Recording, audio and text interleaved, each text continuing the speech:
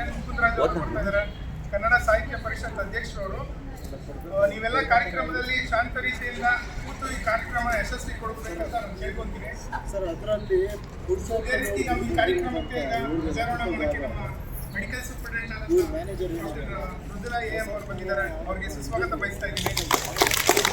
ಹಾಗೆ ನಮ್ಮ deputy director ಆದಂಥ ಸುಭಾಷ್ ಚಂದ್ರ ಲಾಲ್ ಸರ್ ಬಂದಿದ್ದಾರೆ, ಅವ್ರಿಗೂ ಕೂಡ ಸ್ವಾಗತ ಬಯಸ್ತಾ ಇದ್ದೀನಿ. ಡಾಕ್ಟರ್ ಅರುಣ್ ಸರ್ ಬಂದಿದ್ದಾರೆ, ಅವ್ರಿಗೂ ಕೂಡ ನಾನು ಸ್ವಾಗತ ಬಯಸ್ತೀನಿ. ಹಾಗೆ ನಮ್ಮೆಲ್ಲ ಶುಶ್ರೂಷಕ ಹಾಗೆ ನಮ್ಮ ಅಧಿಕಾರಿ ವೃಂದದವರು, ಡಾಕ್ಟರ್ಸ್ ಎಲ್ಲ ಬಂದಿದ್ದಾರೆ, ಸ್ಪೆಷಲಿಸ್ಟ್ ಎಲ್ಲ ಇದ್ದಾರೆ, ಅವ್ರಿಗೆಲ್ಲ ತುಂಬ ಹೃದಯ ಸ್ವಾಗತನ ಬಯಸ್ತೀನಿ.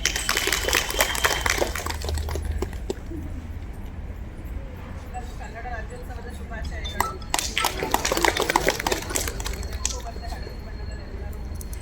ವೈಟಾಗಿ ಕಾಣಿಸ್ತಾ ಇದೆ, ನೋಡೋಕ್ಕೆ ಸಂತೋಷ ಆಗ್ತದೆ.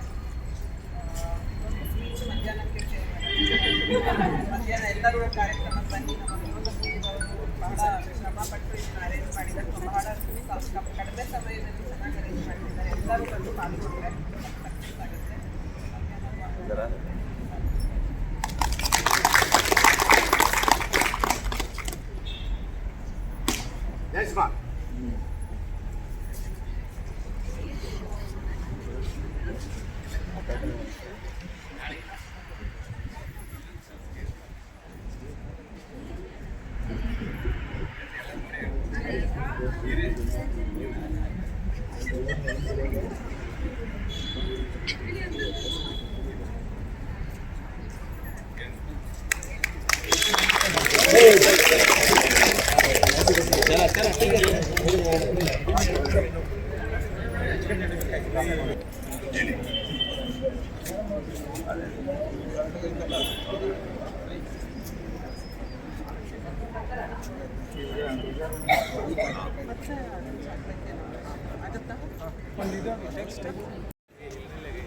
ಯಪ್ಪ ಭಯ ಆಗುತ್ತಪ್ಪ.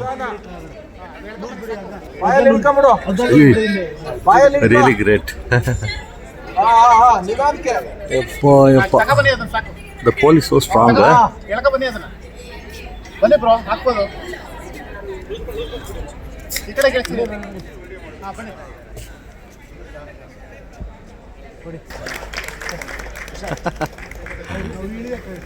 Very talented in climbing poles.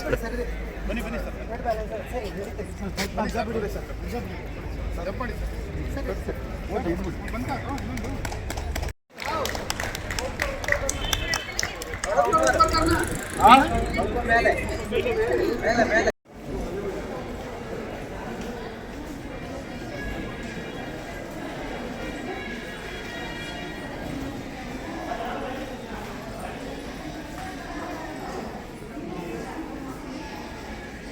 ಇಲ್ಲೊಂದು ಸ್ಟೂಲ್ ಏನೋ ಚೇರ್ ಏನೋ ಹಾಕ್ಬಿಡಮ್ಮ, ಗೊತ್ತಿಲ್ಲದೆ ಕಾಲಿಟ್ಬಿಡ್ತಾರೆ.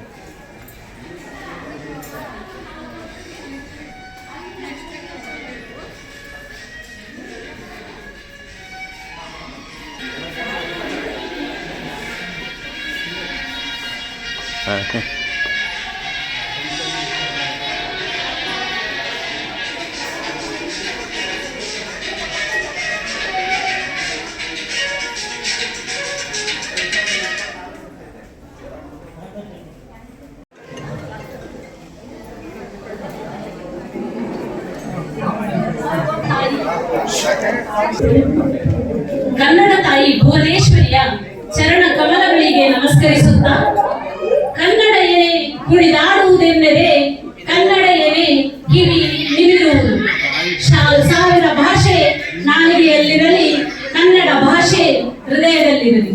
ಜ್ಞಾನಪೀಠ ಪ್ರಶಸ್ತಿ ಪುರಸ್ಕೃತ ರಾಷ್ಟ್ರಕವಿ ಕುವೆಂಪುರವರ ಈ ಸಾಲುಗಳನ್ನು ಸ್ಮರಿಸುತ್ತಾ, ಎಲ್ಲ ಕನ್ನಡ ಕುಲಕೋಟಿಗಳಿಗೆ ಕನ್ನಡ ರಾಜ್ಯೋತ್ಸವದ ಹಾರ್ದಿಕ ಶುಭಾಶಯಗಳು. ತನು ಕನ್ನಡ, ಮನ ಕನ್ನಡ, ನಡೆ ಕನ್ನಡ, ನುಡಿ ಕನ್ನಡ ಎಂದು ಕಣಕಣದಲ್ಲೂ ಕನ್ನಡತನವನ್ನು ಆರಾಧಿಸುತ್ತಿರುವ ಹಾಗೂ ಕನ್ನಡ ರಾಜ್ಯೋತ್ಸವವನ್ನು ಸಂಭ್ರಮಿಸಲು, ಕನ್ನಡತನವನ್ನು ಪಸರಿಸಲು ಆಶಿಸುತ್ತಿರುವ ಎಲ್ಲ ಕನ್ನಡ ಮನಸ್ಸುಗಳಿಗೆ ಹಾಗೂ ಕನ್ನಡ ರಾಜ್ಯೋತ್ಸವದ ಕಾರ್ಯಕ್ರಮಕ್ಕೆ ಮುಕುಟಪ್ರಾಯವಾಗಿ ವೇದಿಕೆಯನ್ನು ಅಲಂಕರಿಸಲು ಆಗಮಿಸಿರುವ ಮುಖ್ಯ ಅತಿಥಿಗಳು ಹಾಗೂ ಗಣ್ಯರನ್ನು ವೇದಿಕೆಗೆ ವಿನಮ್ರ ಪೂರ್ವಕವಾಗಿ ಜೋರಾದ ಚಪ್ಪಾಳೆಯೊಂದಿಗೆ ಆಹ್ವಾನಿಸಬೇಕೆಂದು ಕೇಳಿಕೊಳ್ಳುತ್ತೇನೆ.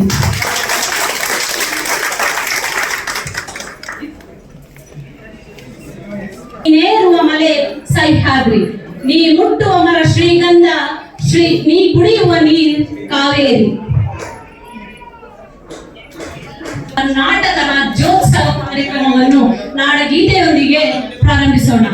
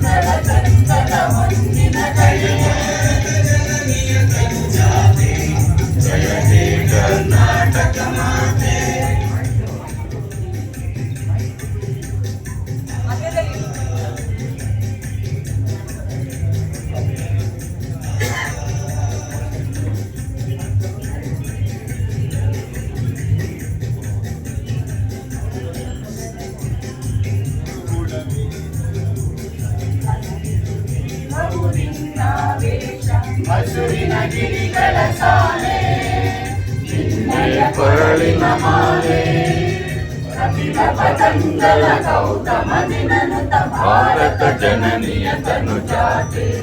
ಜಯ ಹೇ ಕರ್ನಾಟಕ ಮಾತೆ.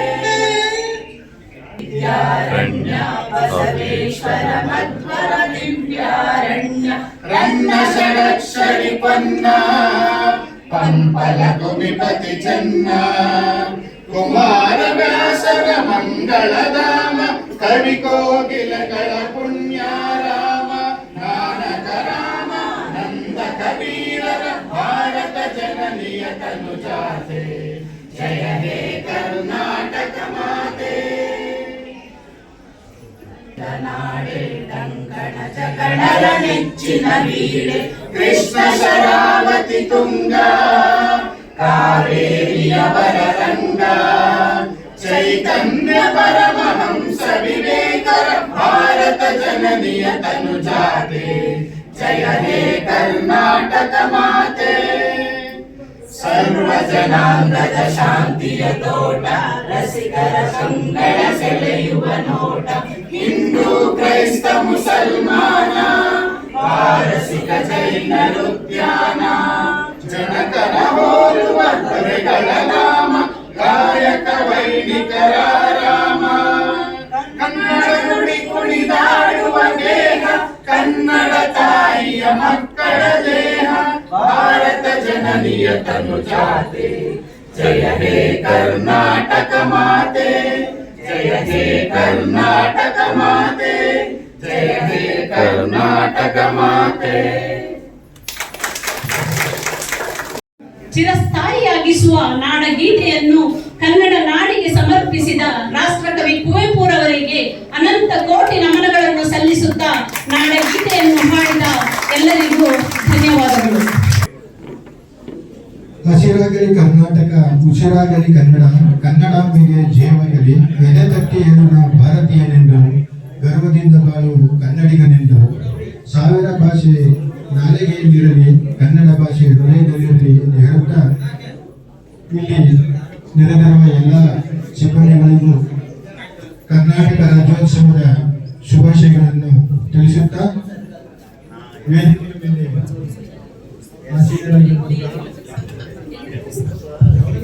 ಎಲ್ಲ ಗಣ್ಯರನ್ನು ಸ್ವಾಗತಿಸುವುದು ನಮ್ಮ ಅಧ್ಯಕ್ಷರು.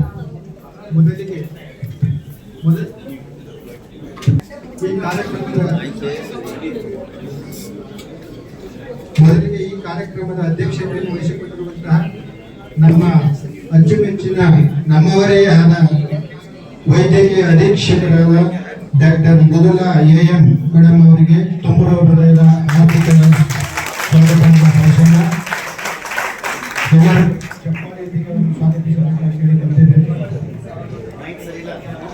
ಡಾಕ್ಟರ್ ಮುಕುಂದರಾಜ್ ಅಧ್ಯಕ್ಷರು, ಸಾಹಿತ್ಯ ಅಕಾಡೆಮಿ ಸಾಹಿತ್ಯ ಅಕಾಡೆಮಿ ಬೆಂಗಳೂರು ಅವರಿಗೂ ಅಭಿನಂದನ ಪೂರ್ವಕ ಸ್ವಾಗತ ಸುಸ್ವಾಗತ ಮಾಡಿದ್ದೇನೆ.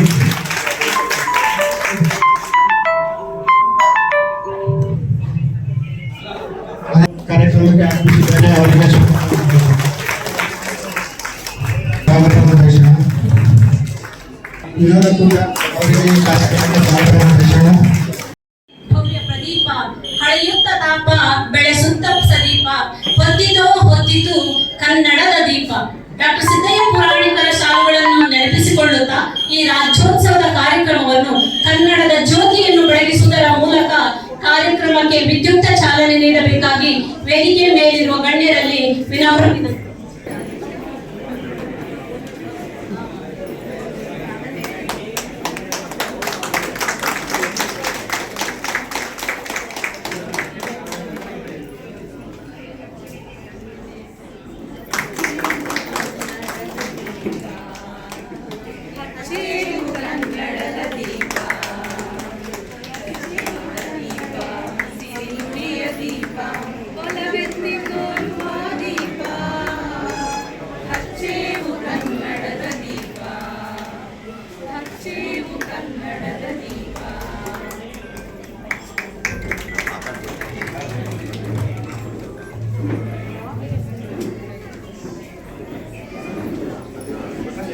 ತುರ್ತಾಗಿ ಇನ್ನೊಂದು ಸಭೆಯೊಳಗೆ ಇದ್ದೀನಿ, ಅಲ್ಲಿ ಡಬಲ್ ಆಕ್ಟಿಂಗ್ ತರ ಜೂಮ್ ಮೀಟಿಂಗ್ ಅಲ್ಲಿ ಇದ್ದೀನಿ, ಅದ್ರಲ್ಲಿ ಹೋಗ್ಬೇಕು ನಾನು.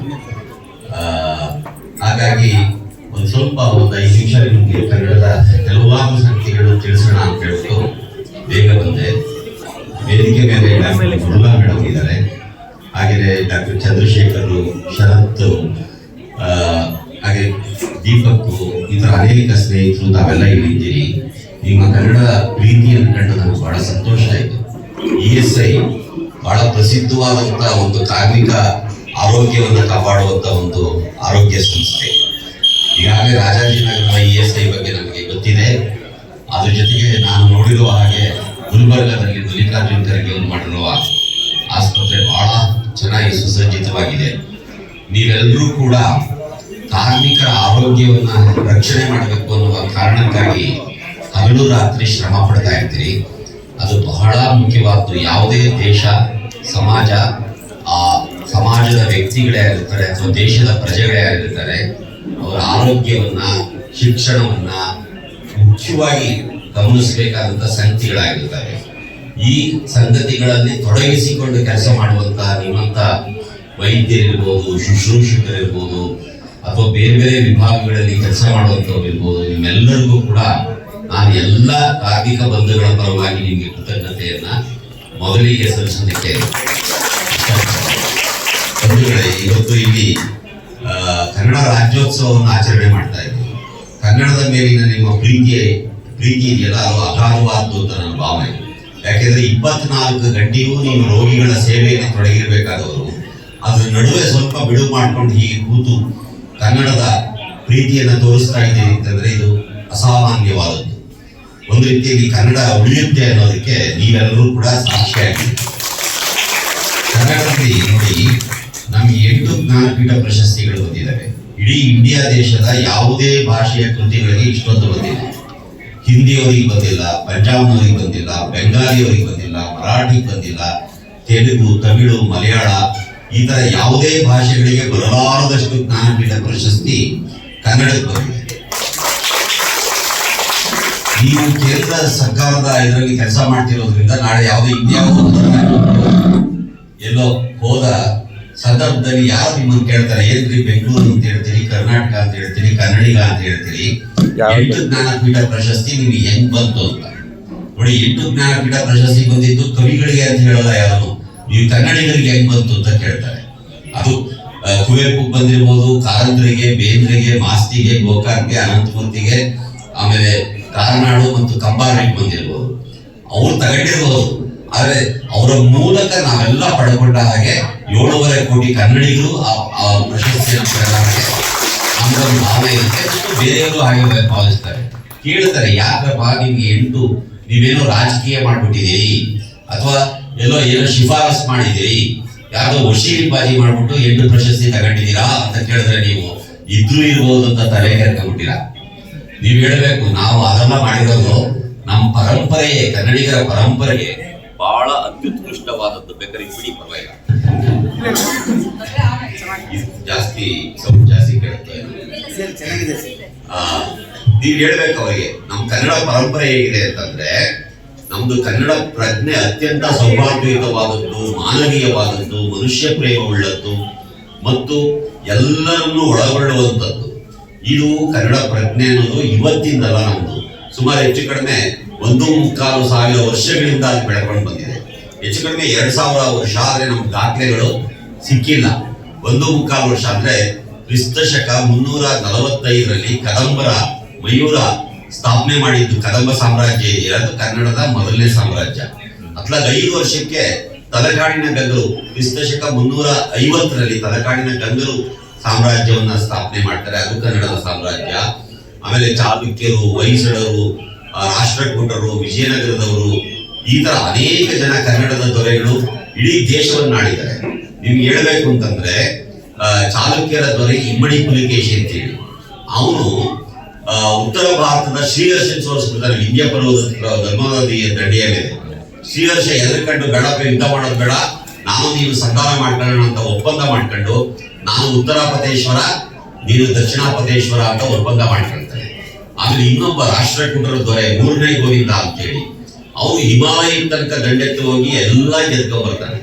ಸೊ ಹೀಗೆ ಇಡೀ ಇಂಡಿಯಾ ದೇಶವನ್ನು ಆಳಿದವರು ಕನ್ನಡಿಗರು. ರಾಷ್ಟ್ರಕೂಟರ ಸೈನ್ಯ ಇರುತ್ತಲ್ಲ, ಅದು ಗಜಪಡೆ ಇರುತ್ತೆ. ಆಮೇಲೆ ತಲಕಾಡಿನ ಗಂಗರ ಸೈನ್ಯದಲ್ಲೂ ಗಜಪಡೆ ಇತ್ತು. ಆಮೇಲೆ ಚಾಲುಕ್ಯರು ಸಮುದ್ರ ಸೈನ್ಯವನ್ನ ಕಟ್ಟಿತ್ತು. ಇಷ್ಟು ಮಟ್ಟಿಗೆ ಕನ್ನಡದ ರಾಜ ಮಹಾರಾಜರು ಮತ್ತು ಯೋಧರು ಆ ಕಾಲದಿಂದಲೂ ಈ ರಾಜ್ಯವನ್ನ ದೇಶವನ್ನ ಆಳಿದ್ದಾರೆ. ಅಷ್ಟೇ ಅಲ್ಲ, ನಮ್ಮಲ್ಲಿ ಯೋಧರು ಹೇಗಿದ್ರು ಅಂದ್ರೆ ಇವತ್ತಿಗೂ ಇದ್ದಾರೆ. ಮತ್ತು ಸ್ವಾತಂತ್ರ್ಯ ಬಂದಾಗ 47ನೇ ಇಸ್ವಿಯಲ್ಲಿ ನಮ್ಮ ದೇಶದ ಮೊದಲನೇ ದಂಡನಾಯಕರಾಗಿದ್ದವರು ಜನರಲ್ ಕಾರ್ಯಪ್ಪ. ಅವರು ಕೊಡಗಿನ ಕನ್ನಡದ ಕುವರ. ನಾವು ಕನ್ನಡಿಗರು ಹೆಮ್ಮೆ ಪಡಬೇಕು, ಜನರಲ್ ತಿಮ್ಮಯ್ಯ ಅವರ ಬಗ್ಗೆ ಹೆಮ್ಮೆ ಪಡಬೇಕು. ಆ ತರ ಯೋಧರು ನಮ್ಮಲ್ಲಿ ಈಗಲೂ ಇದ್ದಾರೆ, ಆ ಕಾಲದಲ್ಲೂ ಕೂಡ ಇದ್ರು. ಮತ್ತು ಕವಿಗಳು, ತುಂಬಾ ಜನ ಅದ್ಭುತವಾದ ಕವಿಗಳು ನಮ್ಮಲ್ಲಿ ಇದ್ರು. ಪಂಪನಂತಹ ಕವಿ ಕನ್ನಡದ ಮೊದಲನೇ ಕವಿ. 1,000 ವರ್ಷದ ಹಿಂದೆ ಅವನು 2 ಮಹಾಕಾವ್ಯವನ್ನ ಬರೀತಾನೆ. ಅದಕ್ಕೂ ಹಿಂದೆ ಯಾರು ಬರ್ದಿದ್ದಾರೆ, ಸಿಕ್ಕಿಲ್ಲ ಅವ್ರಿಗೆ ಅಷ್ಟೇ. 6ನೇ ಶತಮಾನದಲ್ಲಿ ಒಂದು ಮಹಾಕಾವ್ಯ ಬರ್ದವನೇ, ಅದು ಇಲ್ಲಿವರೆಗೆ ನಮಗೆ ತಾಳೆಗರಿಗಳು ಸಿಕ್ಕಿರ್ತಾರೆ. ಇದರಿಂದ ನಾವು ಅದನ್ನು ಹೇಳೋಕೆ ಸಾಧ್ಯ ಇಲ್ಲ. ಅಸಗ ಅಂತ ಒಬ್ಬ ಕವಿ ಇದ್ದ, ಗುಣನಂದಿ ಅಂತ ಒಬ್ಬ ಕವಿ ಇದ್ದ, ಅವ್ರು ಯಾರು ಕೃತಿಗಳು ಸಿಕ್ಕಿಲ್ಲ. ಆದ್ರೆ ಸಿಕ್ಕಿರೋ ಪ್ರಕಾರ ಅದನ್ನು ಹುಡಿಕೊಟ್ಟವ್ರು ಯಾರು ಪಂಪನ್ನ ಅಂತಂದ್ರೆ 1898ನೇ ಇಸ್ವಿಯಲ್ಲಿ BL ರೈಸ್ ಅನ್ನುವ ಒಬ್ಬ ಕ್ರಿಶ್ಚಿಯನ್ ಪಾದ್ರಿ, ಆತ ಕಮಿಷನರ್ ಆಗಿರ್ತಾರೆ ಸಾರ್ವಜನಿಕ ಶಿಕ್ಷಣ ಇಲಾಖೆಯಲ್ಲಿ. ಇವತ್ತಿಗೂ ಅವರ ಹೆಸರಲ್ಲಿ ಅಭಿವೃದ್ಧಿ ರಸ್ತೆಯಲ್ಲಿ ರೈಸ್ ದೇವಾಲಯ ಅಂತ ಒಂದು ಚರ್ಚ್ ಇದೆ. ಆ ಪುಣ್ಯಾತ್ಮ ಜರ್ಮನಿಯಿಂದ ಬಂದವನು ನಮಗೆ ಪಂಪನ ಕೃತಿಗಳನ್ನ ಹುಡುಕಿಕೊಂಡಿಲ್ಲ. ನಮ್ಗೆ ಇವತ್ತಿಗೂ ಪಂಪ ಗೊತ್ತಾಗ್ತಾ ಇರಲಿಲ್ಲ. ಅದೇ ರೀತಿಯಾಗಿ ಪಂಪನ ಕೃತಿ ಒಳಗಡೆ ಎಂತ ಮೌಲ್ಯಗಳಿದಾವೆ ಅಂತಂದ್ರೆ, ಆಗಲೇ ನನಗೆ ಚಂದ್ರಶೇಖರ್ ಅವರು ಹೇಳ್ತಾ ಇದ್ರು, ಕನ್ನಡದಲ್ಲಿ ವಿಜ್ಞಾನವನ್ನ ಹೇಳೋದು, ಅದರಲ್ಲೂ ಫಿಸಿಕ್ಸ್ ಅನ್ನ ಹೇಳೋದು ಬಹಳ ಕಷ್ಟ ಅಂತ ಹೇಳಿ. ಆದ್ರೆ ನಮ್ಮ ಪಂಪ ಎಷ್ಟು ಚೆನ್ನಾಗಿ ಹೇಳ್ತಾನೆ ಗೊತ್ತಾಗ, 1,000 ವರ್ಷದಿಂದ ನಾವು ಇವತ್ತು ಫಿಸಿಕ್ಸ್, ಕೆಮಿಸ್ಟ್ರಿ, ಆಮೇಲೆ ಎವ್ಯಾಲ್ಯೂಯೇಷನ್ ಥಿಯರಿ ಇವೆಲ್ಲ ಇವತ್ತು ಯೋಚನೆ ಮಾಡ್ತಾ ಇದೀವಿ. ಈ ಎವ್ಯಾಲ್ಯೂಯೇಷನ್ ಥಿಯರಿ ಇದೆಯಲ್ಲ, ವಿಕಾಸವಾದ, ಭೂಮಿ ಹೇಗೆ ವಿಕಾಸವಾಯಿತು, ಆಮೇಲೆ ಇಲ್ಲಿ ನಾಗರಿಕತೆ ಹೇಗೆ ವಿಕಾಸವಾಯಿತು, ಮನುಷ್ಯ ಹೇಗೆ ಬೆಳೆದ ಅನ್ನೋ ಅನೇಕ ಇದನ್ನ ವಿಚಾರಗಳನ್ನ ಕನ್ನಡದ ಮೊದಲನೇ ಕವಿ ಪಂಪ ಹೇಳ್ತಾನೆ. ಅವನೊಂದು ಮಹಾಕಾವ್ಯ ಇದೆಯಲ್ಲ, ಆದಿಪುರಾಣ. ಆದಿಪುರಾಣ ಅಂದ್ರೆ ಕೇವಲ ಆದಿನಾಥನ ಪುರಾಣ ಅಲ್ಲ, ಅದು ಆ ಭೂಮಿಯ ಆದಿಯ ಪುರಾಣ. ಈ ಭೂಮಿ ಹೇಗೆ ಮೊದಲಾಯಿತು ಎನ್ನುವುದರ ಪುರಾಣ. ಅದರೊಳಗಡೆ ವೈದ್ಯಶಾಸ್ತ್ರ ಇದೆ, ಪ್ರಸೂತಿ ಶಾಸ್ತ್ರ ಇದೆ. ನೋಡಿ, ಅಲ್ಲೊಬ್ಬ ಮನು ಬರ್ತಾರೆ, ಪಂಪ ಬರೆಯೋದಿದೆ. ಅವನು ಕಲ್ಪನೆಯಲ್ಲಿ ಬರ್ದಿದ್ದಾನೆ. ಅದಕ್ಕೆಲ್ಲ ನಿಖರವಾದ ನಮ್ಮ ಡಾರ್ವಿನ್ ಕೊಟ್ಟ ಹಾಗೆ ಇದನ್ನು ಕೊಡಕ್ ಸಾಧ್ಯ ಇರಲಿಲ್ಲ. ಅವನು 1,000 ವರ್ಷದಿಂದ ಕಲ್ಪನೆಯಿಂದ ಬರೆದಿರೋದು. ಪ್ರಸೂತಿ ಶಾಸ್ತ್ರ ಹೇಗಿದೆ ಅಂತಂದ್ರೆ, ಒಬ್ಬ ಮನು, ಅವನ ಹೆಸರು ಪ್ರಸೇನಜಿತ್ ಅಂತ. ಪ್ರಸೇನ ಅಂದ್ರೆ ಏನು? ಪ್ರಸೇನ ಅಂದ್ರೆ ಗರ್ಭಚೀಲ. ತಾಯಿಯ ಹೊಟ್ಟೆ ಒಳಗಡೆ ನಾವೆಲ್ಲ ಇರ್ತೀವಲ್ವಾ, ನಾವು ಹುಟ್ಟಿದಾಗೆ ನೀವೇನ್ ಮಾಡ್ತೀರಿ, ಡಾಕ್ಟರ್ಗಳು, ನರ್ಸ್ಗಳು ಇವೆಲ್ಲ ಸೇರಿ ಆ ಮಗುವನ್ನ ಗರ್ಭಚೀಲದಿಂದ ಬೇರ್ಪಡಿಸಿ ಮೈ ತೊಳೆದು ಕ್ಲೀನ್ ಆಗಿ ಇಡ್ತೀರಿ. ಸೊ ಆ ರೀತಿ ಗರ್ಭಚೀಲದಿಂದ ಮಗುವನ್ನ ಹೇಗೆ ಬೇರ್ಪಡಿಸಬೇಕು ಅಂತ ತೋರಿಸೋದು ಪಂಪನ ಕಾವ್ಯದಲ್ಲಿದೆ.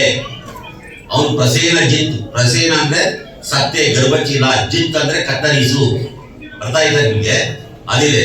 ಇನ್ನೊಬ್ಬ ಇದೇ ವೈದ್ಯಕೀಯ ಶಾಸ್ತ್ರಕ್ಕೆ ಸಂಬಂಧಪಟ್ಟಂತೆ ಇನ್ನೊಬ್ಬ ಬರ್ತಾನೆ, ಅವನ ಹೆಸರು ನಾಭಿರಾಜ. ನಾಭಿ ಅಂದ್ರೆ ಏನು? ನಾಭಿ ಅಂದ್ರೆ ಒಕ್ಕುಳ. ಅಂದ್ರೆ ನಾವು ತಾಯಿ ಹೊಟ್ಟೆಲಿದ್ದಾಗ ಒಕ್ಕಳು ಬಳ್ಳಿ ನಮ್ಗೆ ಆಹಾರ ಕೊಡ್ತಾ ಇರುತ್ತೆ. ಹುಟ್ಟಿದಾಗ ಒಕ್ಕಳು ಬಳ್ಳಿ ಸಮೇತ ಹುಟ್ಟಿರ್ತೀವಿ. ನಿಮ್ಗೆ ಗೊತ್ತದಲ್ಲ. ನೀವೇನ್ ಮಾಡ್ತೀರಾ? ಅದನ್ನ ಕತ್ತರಿಸ್ಬಿಟ್ಟು ಮಗು ಬೇರೆ ಒಕ್ಕುಳ ಬಳ್ಳಿ ಬೇರೆ ಮಾಡ್ತೀರಿ. ಈ ಒಕ್ಕುಳ ಬಳ್ಳಿಯಿಂದ ಮಗುವನ್ನ ಹೇಗೆ ಬೇರ್ಪಡಿಸಬೇಕು ಅಂತ ತೋರಿಸ್ಕೊಟ್ಟವನು ನಾಭಿರಾಜ ಎನ್ನುವವನು. ಅವನ ಹೆಸರೇ ನಾಭಿರಾಜ. ಅವನೇ ಭರತ, ಆದಿನಾಥನ ತಂದೆ, ಭರತ ಬಾಹುಬಲಿಯ ತಾತ ಅವನು. ಅರ್ಥ ಆಯ್ತಾ? ಹೀಗೆ ಕನ್ನಡದಲ್ಲಿ ಅನೇಕ ಮೌಲ್ಯಗಳಿದ್ದಾವೆ. ಅತ್ಯಂತ ಜಾತ್ಯತೀತ ಪ್ರಜ್ಞೆ ನಮ್ದು. ಪಂಪನಲ್ಲೇ ಶುರುವಾಗುತ್ತೆ. ಅವ್ನು ಹೇಳ್ತಾನೆ, ಮನುಷ್ಯ ಜಾತಿ ತಾನೊಂದೇ ಒಲಂ ಅಂತ ಹೇಳ್ತಾನೆ. ಅಪ್ಪ ನೀವೇನ್ರೆ ಜಾತಿ ಜಾತಿ ಧರ್ಮ ಅಂತ ಕಿತ್ತಾಡ್ತೀರಿ, ಇಡೀ ಮನುಷ್ಯರೆಲ್ಲ ಒಂದೇ ಅಲ್ವೇನ್ರಪ್ಪ ಅನ್ನೋ ಪ್ರಶ್ನೆಯನ್ನು ಕೇಳ್ತಾನೆ. ಕುಲಂ ಕುಲಂ ಅಂತು, ಛಲವೇ ಕುಲಂ, ಅಭಿಮಾನ ಕುಲಂ, ಅದ್ಭುತ ಒಂದೇ ಕುಲಂ ಅಂತಾನೆ. ಕುಲಂ ಕುಲಂ ಅಂತು, ಏನ್ ನೀವು ಕುಲ ಕುಲ ಕುಲ ಅಂತ ಬಡ್ಕಂತಿದ್ದೀರಲ್ಲ, ಅದಲ್ಲಪ್ಪ ಜಾತಿ. ಕುಲಂ ಕುಲಂ ಅಂತು, ಛಲವೇ ಕುಲಂ. ನಿಮ್ಗೆ ಛಲ ಇದ್ರೆ ಕುಲ ಇರುತ್ತೆ. ಅಭಿಮಾನ ಕುಲಂ, ಅಣ್ಬು ಅಂದ್ರೆ ಸಾಹಸಿಗಳ ಅಂದ್ರೆ ನಿಮ್ಗೆ ಕುಲವಂದಿಗರಾಗಿರ್ತೀರಿ. ಅದೇ ಪ್ರಶ್ನೆಯನ್ನ ಮತ್ತೆ 500 ವರ್ಷದ ನಂತರ ಕನಕದಾಸರು ಕೇಳ್ತಾರೆ. ಕುಲ ಕುಲ ಕುಲವೆಂದು ಹೊಡೆದಾಡದಿರಿ, ನಿಮ್ಮ ಕುಲದ ನೆಲೆಯೇನಾದರೂ ಬಲ್ಲಿರಾ ಕೇಳಿಲ್ವ ಕನಕದಾಸರು? ಮತ್ತೆ ಅದೇ ಪ್ರಶ್ನೆಯನ್ನ ಅದಕ್ಕೆ 300 ವರ್ಷದಿಂದ ಬಸವಾದಿ ಕೇಳ್ತಾರೆ. ಅದೇ ಪ್ರಶ್ನೆಯನ್ನ ಸರ್ವಜ್ಞ ಕೇಳ್ತಾರೆ, ಶಿಶುನಾಳ ಶರೀಫರು ಕೇಳ್ತಾರೆ, ನಮ್ಮ ಕಾಲದಲ್ಲಿ ಕುವೆಂಪು ಕೇಳ್ತಾರೆ, ದೇವನೂರು ಮಹಾದೇವ ಸಿದ್ಧಿಂಗಯ್ಯ ಕೇಳ್ತಾರೆ. ಎಷ್ಟು ಚೆನ್ನಾಗಿ ಸಿದ್ಧಿಂಗಯ್ಯ ಪದ್ಯ ಬರೀತಾರೆ ಅಂತಂದ್ರೆ, ಪರಮಾತ್ಮನ ಹೆಸರು ಹೇಳಿ ಪರಮಾನ್ನ ಉಂಡ ಜನಕ್ಕೆ ಬೂಟು ಮೆಟ್ಟು ಹೊಲೆದವರು ನನ್ನ ಜನ. ಪರಮಾತ್ಮನ ಹೆಸರು ಹೇಳಿ ಪರಮಾನ್ನ ಉಂಟಾ ಇದ್ರಲ್ಲಪ್ಪ ನೀವು, ನಿಮ್ ಚಪ್ಪಲಿ ಕೊಟ್ಟವ್ರು ಯಾರು? ನನ್ನ ಜನ ನೆನ್ನೆ ದಿನ ನೀರಿನಂತೆ ಬಂದರು ಅಂತೇಳಿ ಸಿದ್ಧಿಂಗಯ್ಯ ಅವ್ರ ಪದ್ಯಗಳನ್ನು ಹೇಳ್ತಾ ಇದ್ರೆ ನಿಮ್ಗೆ ರೋಮಾಂಚನ ಆಗುತ್ತೆ. ಆದ್ರೆ ನಾನು ಇವತ್ತು ಬೇಗ ಹೋಗ್ಬೇಕಾಗಿರೋದ್ರಿಂದ ದಯವಿಟ್ಟು ಕ್ಷಮಿಸಿ.